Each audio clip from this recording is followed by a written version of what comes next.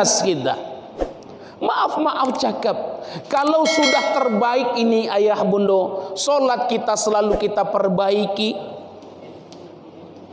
hablul minan nas kita selalu kita perbaiki, maka yakinlah orang ini akan Allah wafatkan dalam keadaan husnul khatimah.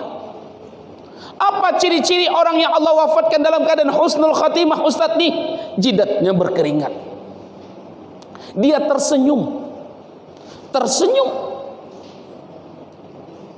Ada orang yang Allah wafatkan dalam ketidakan baik, wajahnya membentuk rasa takut. Maka banyak ulama menafsirkan, kalau ada orang yang Allah wafatkan dalam keadaan tersenyum, seperti orang tidur saja, seperti orang yang mau tertawa, maka Allah tampakkan keindahan surga. Kalau ada orang yang Allah wafatkan wajahnya dalam keadaan rasa takut, matanya terbelalak, lidahnya keluar, maaf cakap. Kenapa? Karena Allah tampakkan siksaan neraka itu baginya. Di Sumatera Barat ini, di tahun 2000, akhir 2018, kalau saya sebutkan nama orang ini, saya yakin bapak-bapak, ibu-ibu kenal dengan orang, karena dia tokoh di kota Padang ini. Saya tiap bulan itu mengisi kajian di Masjid Muhammadiyah di Pasaraya tiap bulan. Ketika waktu saya pulang mengisi kajian Isra Mi'raj dari Medan, saya turun di Bandara BIM, ditelepon oleh jamaah. Ustadz lagi di mana Ustadz? Ambo baru turun dari bandara bu. Ustadz bisa ndak Ustadz datang ke M Jamil? Aduh apa cik ambo? Ya udah insya Allah nanti habis Isya ambo kasih itu. Jangan Ustadz, tolonglah langsung kemari, ini jamaah saya. Ada apa bundo? Saya bilang, ambo mandi pulang dulu, badan ambo kola babauna gitu. Jangan Ustadz, tolong ambo Ustadz. Ya udah, kami langsung ke rumah sakit M Jamil. Saya sholat asar dulu. Setelah selesai sholat asar saya telepon, Bu, saya sudah berada di depan, tolong jemput saya. Dijemput oleh ibu ini, oleh bundo ini. Dijemput, saya langsung dibawa ke ruangan ICU. Allahu Akbar. Di situ Allah tunjukkan tanda-tanda kebesarannya ayah bundo. Bapak ini sudah 3 hari. Saya tanya, sudah berapa hari bapak ini seperti ini bu? Sudah 3 hari. Hidungnya diselang, mulutnya diselang, di sininya diselang, mengeluarkan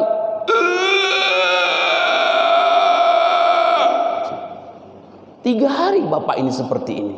Kalau saya sebutkan, saya yakin ada di antara kita kenal. Tapi ini tidak bisa saya sebutkan.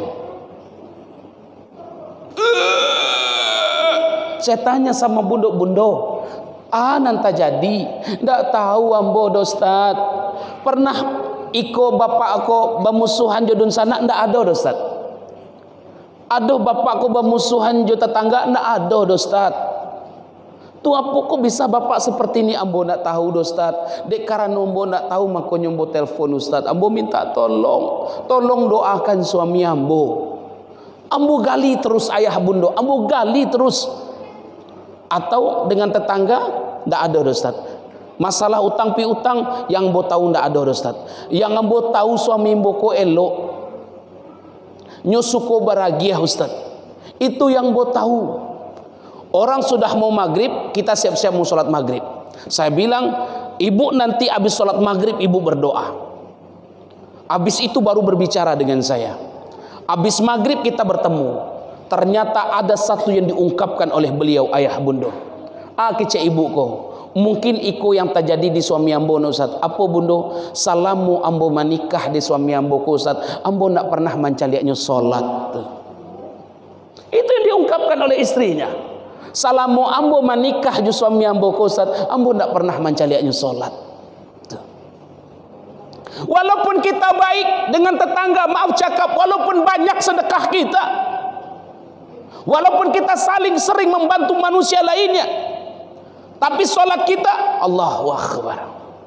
Maka ketika di akhir hayat itu Allah tunjukkan tanda-tanda kebesarannya. Maka menilai seseorang jangan dari casingnya ayah bundo. Jangan dari casingnya. Kadang-kadang orang tuh lah pakai gamis, wat kicen orang tuh ustad. Iya kan? Orang kafir pun ada pakai gamis. Apalagi lah dake-dake pemilu. Besok nak pakai kerudung tuh mah. Yang besok nak bajangguik ini dirawat jangguiknya tuh mah. Malahnya masuk ke masjid kurang nak basuh naik, masuk ke masjid ke mah. Bayangkan. Tak ada dake-dake pemilu. Tapi cubalah duduk dia di tempat kursi empuknya, dikatakan kita orang-orang di kadrun, kadal goron, kan kurang ajar. Kadrun ini kalau kita kaji sejarahnya, kadrun ini adalah kata sandi dari orang PKI, digunakan oleh orang-orang PKI. Kadrun, kadal gurun, itu bahasa orang PKI. Bayangkan, yang tadinya mereka seperti itu, coba lihat. Tapi mudah-mudahan kita selalu berpikiran positif kepada mereka, mudah-mudahan mereka mendapatkan hidayah dari Allah Subhanahu wa taala.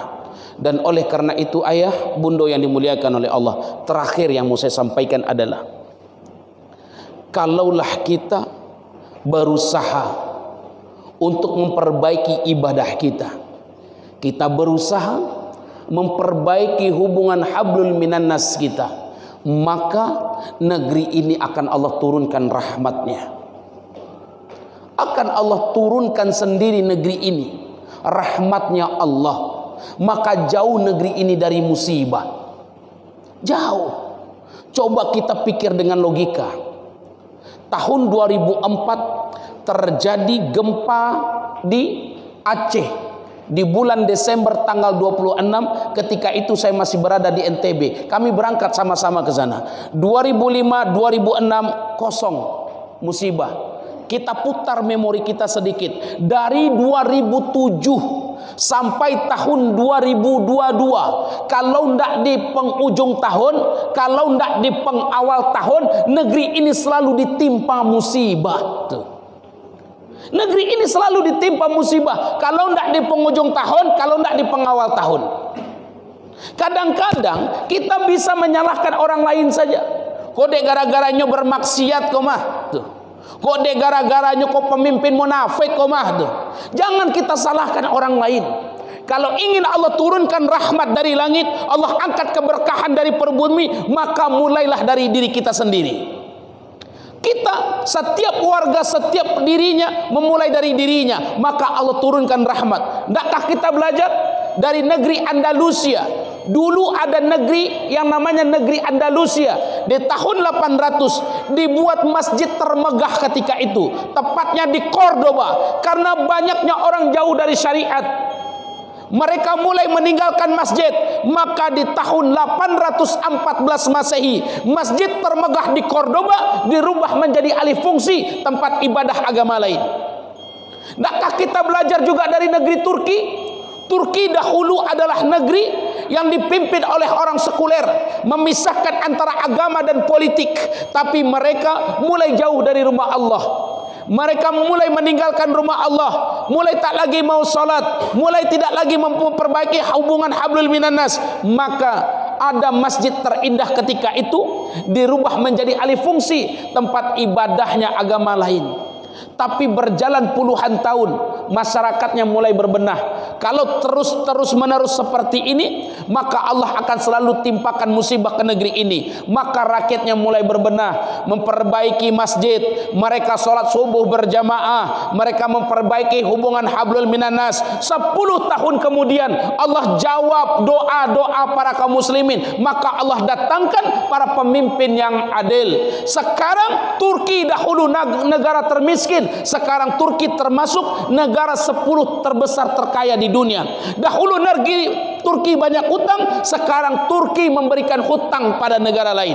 Kalau awak bertolak kepada negeri kita di tahun 90, di bulan November, di tanggal 17 dikeluarkanlah bahwasannya 90% umat Islam di Indonesia di tahun 2021 kemarin, di bulan Desember, umat Islam tinggal 84%. Maju apa mundur?